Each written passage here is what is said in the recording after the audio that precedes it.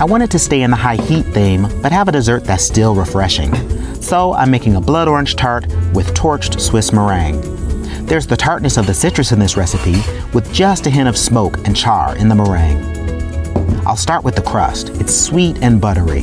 The first step is to sift the dry ingredients into a bowl. Dice the frozen butter into about ½ inch cubes and begin mixing that into the dry ingredients until you have small clumps that stick together. When you get about the consistency of graham cracker crumbs, you're all set. Just add a bit of water to bring the dough together.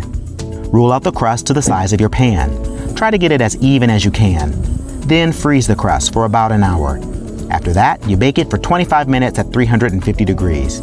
Okay, I've got that looking good. I'll come back to it later. While the crust is coming together, you can work on the blood orange filling. Bring together cornstarch, sugar, salt, and water. Bring this to a boil on medium heat while whisking constantly.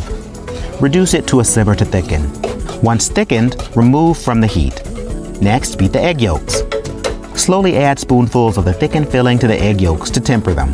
Finally, combine all the ingredients and simmer for 4 minutes until the yolks are cooked. Add the blood orange juice, lemon zest, and butter at the end. Next, pour the filling into the pie crust. The last step is the meringue. You're going to create a steam bath.